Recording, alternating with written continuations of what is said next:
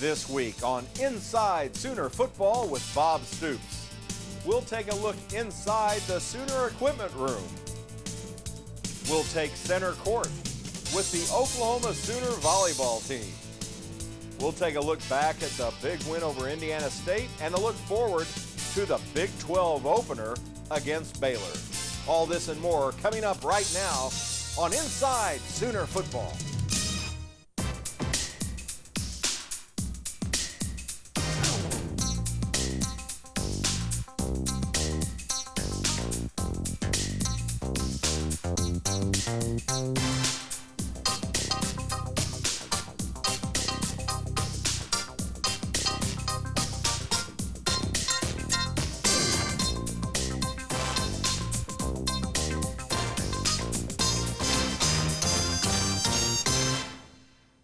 Hi, everybody. Welcome to Inside Sooner Football with Bob Stoops. I'm Bill Teagans. Coach, a great start to your season. 49-0 the final over Indiana State. You have to be happy with the way you played. Thank you, Bill. We are. As a team, we recognize that we played with very focused and concentrated. We played really disciplined football, not only in the beginning of the game, but throughout the game. Anytime you can go 4 quarters, have 1 penalty the entire night, and shut a team out, put up 49, you're doing a lot of things right. And our players, I realize that, and we've made sure, you know, as coaches, that they understand that all the positives that came out of that game. We recognize it's a start. We have a long season ahead of us, and it was just, you know, it was against Indiana State, so we keep it in perspective, but still, eliminating penalties and playing as well as you can play is important.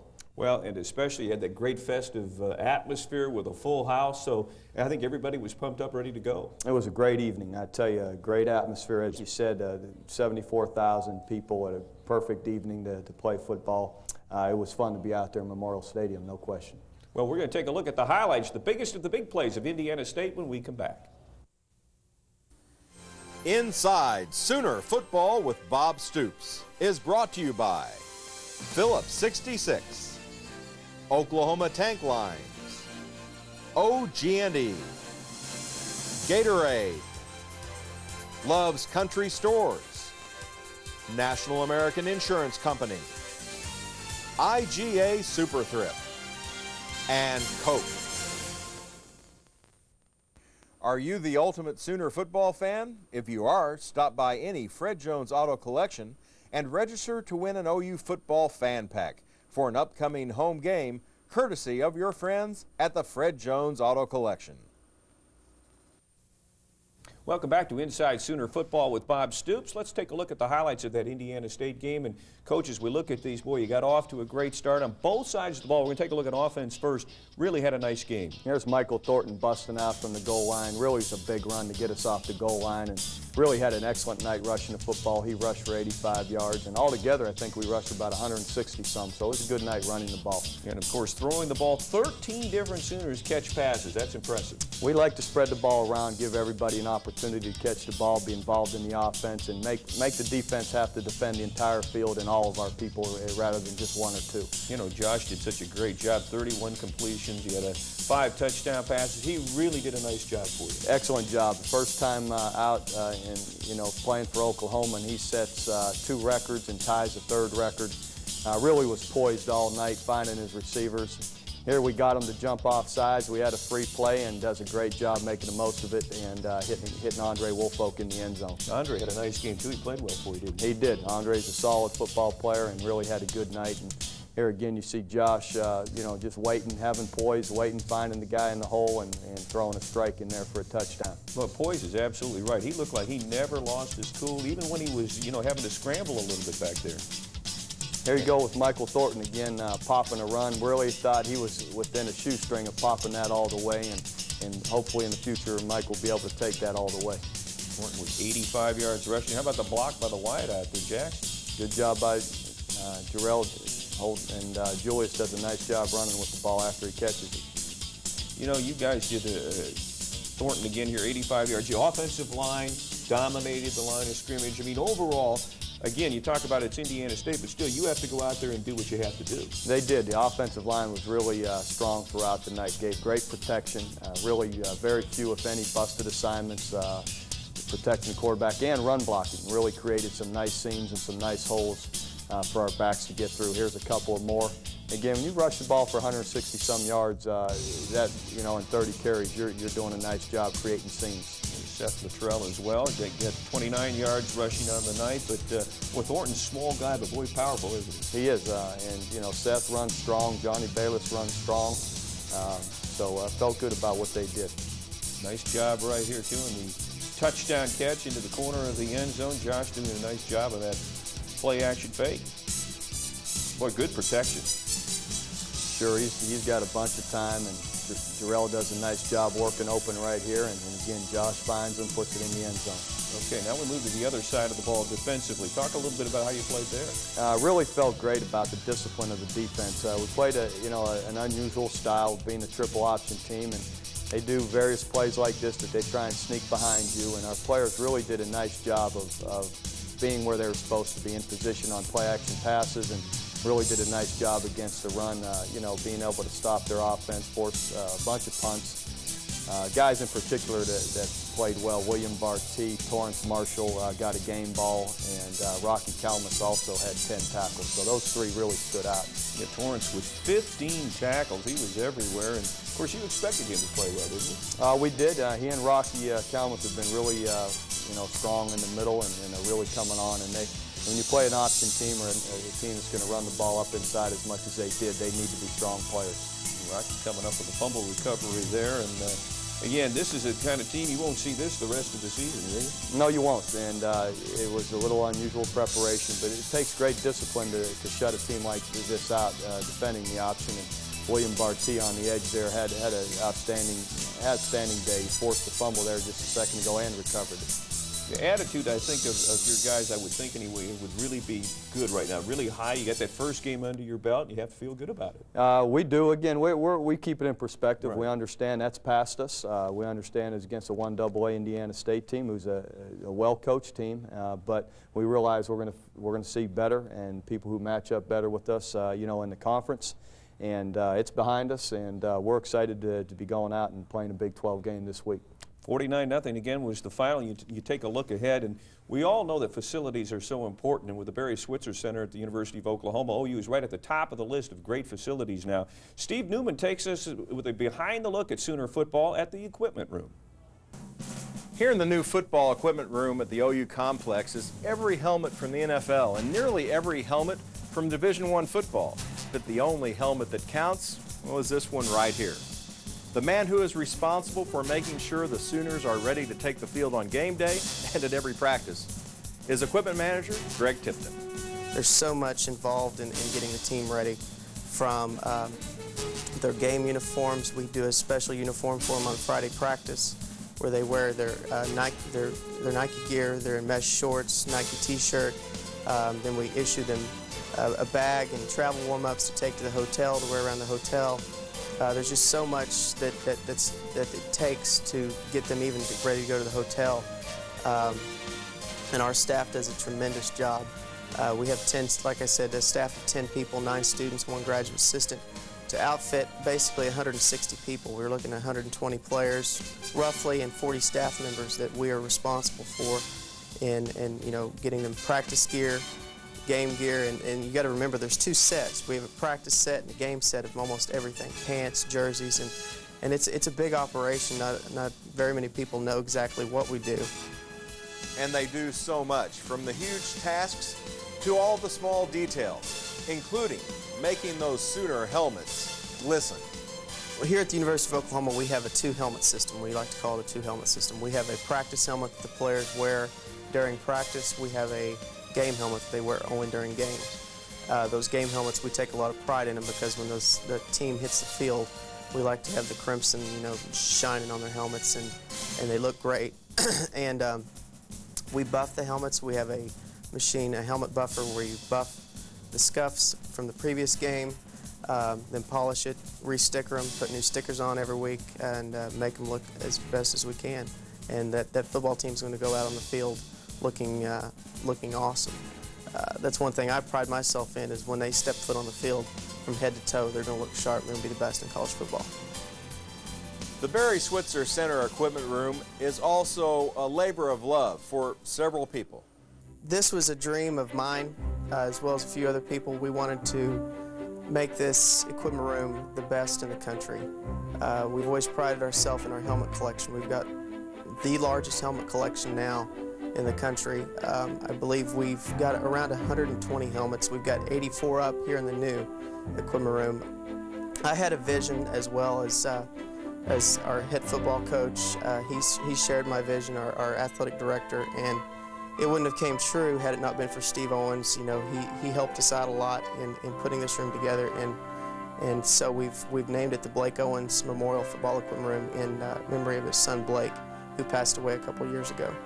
And Steve and Barbara and their whole family have just tremendously, they've helped us a lot in attaining our vision that we had, and administrators, Coach Stoops, as I said, he's backed us 100%, and it's been a great situation.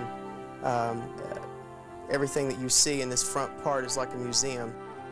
Not only does this equipment room help the players look their best, it's also great at attracting players to the university. It's a huge recruiting tool also. Players, I've seen them many times in January when we bring our recruits through, and they see this equipment room and they see those helmets. Their eyes light up, and it's funny to sit and talk to our players when they are being recruited. One of the things they always ask, are you Nike? You know, that's a big deal to them. It's huge. And I try to sit down and talk with our players, our recruits, and their parents, and you know, brief them on what we do. And they're amazed at what we do, the hours we put in. And we're the first ones here on game day. We're the last ones to leave.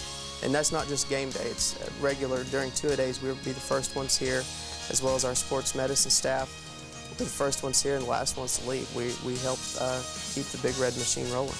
Bob, you and the other coaches especially know how important it is that the players are ready to play on Saturday equipment-wise. And Greg Tipton and his staff do an excellent job of making sure that nothing goes wrong in that respect. Coach, it takes so many people to make a program successful. We've seen Greg and some of the others here, and facilities today are so important compared to what they were, say, 20 years ago. There's no question it means a lot to the recruit and the young man, and there are so many people that are involved behind the scenes that help a program of this magnitude function, and Greg Tipton and his staff really do an outstanding job, as well as Scott Anderson and the training staff. Really two vital people to operating a football team, and we're certainly appreciative of the Owens family and Steve Owens and them helping us put that together, and the Owens family is very special to us here at OU. Well, it's a great facility, and tell you what, it gets you pumped up just to look at all those helmets, too. It's really an impressive sight. We're going to take a break. When we come back, we'll take a look at one of Oklahoma's Olympic sports.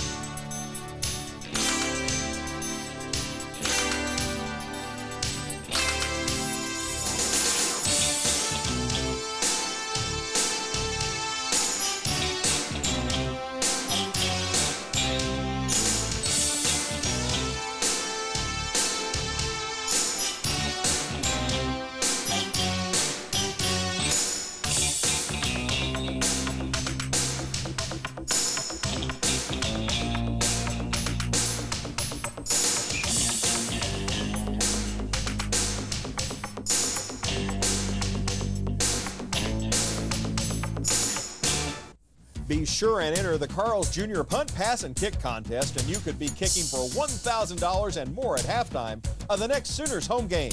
Stop by area Carl's Jr.'s for entry forms. Welcome back to Inside Sooner Football with Bob Stoops. And, Coach, we've got an interesting feature on a sport we probably don't talk enough about. Yes, Bill. I've said a number of times that I believe in the entire athletic department and all of the sports and the excitement that they all generate. And we wanted to spend a few minutes on our program to visit about Coach Miles Pabst and our volleyball team. And Coach Pabst has been here for over 20 years and does a great job with our volleyball team, and thought it's important to a team that doesn't maybe always get enough media time and coverage, to give them a minute to visit about their program. The 1999 Sooner volleyball season is underway, and head coach Miles Pabst is very encouraged about the Sooners' chances in the Big 12. Well, I think we're going to be very competitive in the Big 12 Conference. We have several new players, so it's an entirely new team from what we had last year. We have 3 different starters from last year's team. I guess we'll start with Kathy Cook, who's a transfer student. She's a junior middle blocker. Strengthens that other middle blocking position. We have Danielle Cornelius, who is back this year from a ACL injury in her leg, and we expect her to be one of the top left side hitters in the conference.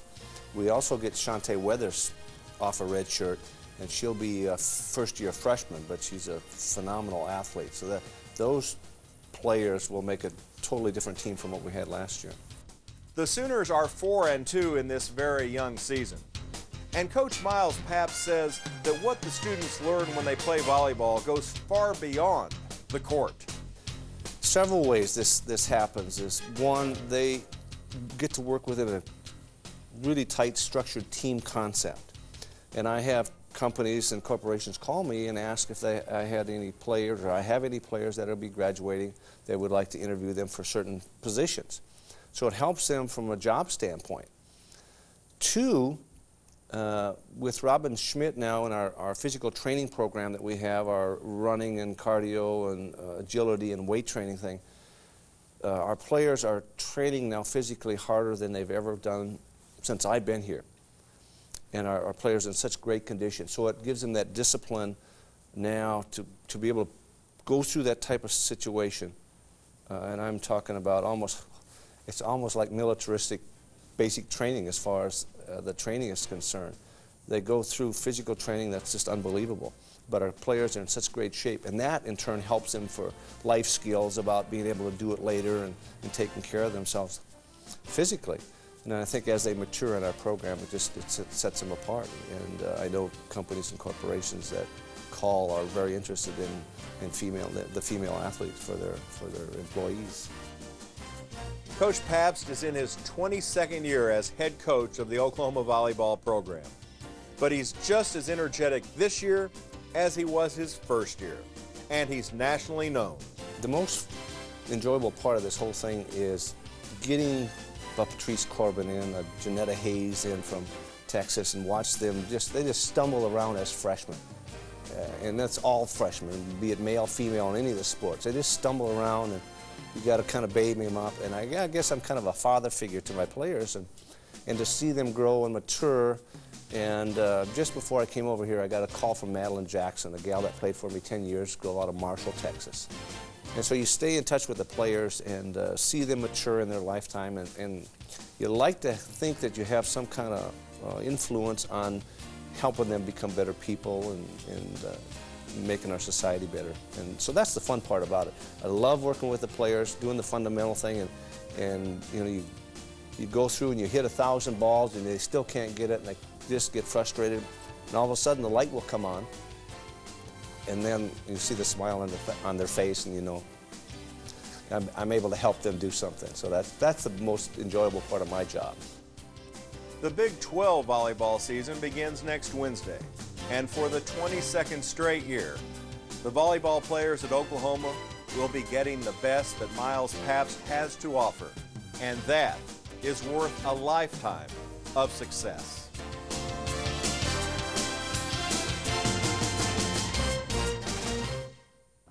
Coach Papst does a great job, and he obviously enjoys his work. He does. We have a chance to bump into Coach Papst and really a bunch of his athletes in the weight room from time to time, and really Coach Papst and Coach Mike Minnis really do a nice job with their players, and we really want to wish them good luck this year. And we'll take a look at the Baylor Bears when we come back.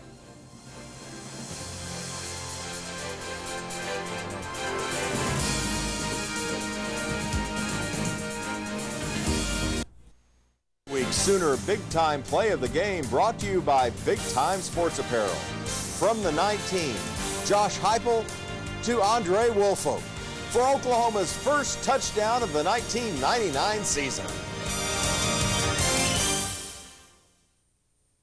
Welcome back to Inside Sooner Football with Bob Stoops. This week the Baylor Bears come to town, another sellout here in Norman.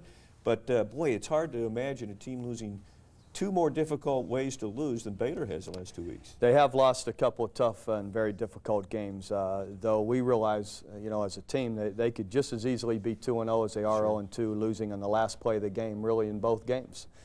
So they showed a lot of character in their first game with Boston College, being able to answer in overtime, answer with the touchdown, and just missed the extra point. And then in the last game, being very physical, have the game in hand by 3 points right at the end of the game, and you know, trying to make a statement and run the ball in, and just had some misfortune and dropped the ball and ended up losing in the last play. So they still are a very much improved football team, and we realize that, and we'll have to be ready to go come Saturday. Well, without giving away any game plans, what are some of the things that you're looking for in this game? Obviously, you're going to win the thing, but I mean, what do you want to see happen? Well, I want to see our team, and as coaches, we want to watch our team play again, in a very disciplined manner, along with being very aggressive. We want to go after them in all parts of the game and be very aggressive in our attack, but still do it with great discipline, play by the rules, and you know, eliminate the penalties or mistakes that can hurt you and set you back. Just do things the correct way with discipline, do them aggressively, and you know, and execute. And if we do, you know, we've got a chance to have a good game. Well, Coach, good luck against the Baylor Bears. And again, it's 11:30 kickoff in Norman. For Coach Stoops, I'm Bill Tiggins. We'll see you next week, everybody. Inside Sooner Football with Bob Stoops has been brought to you by Phillips 66, Oklahoma Tank Lines, OG&E, Gatorade, Love's Country Stores, National American Insurance Company, IGA Super Thrift, and Coke. Furnishings for Inside Sooner Football provided by Mr. Robert Fine Furniture in Norman.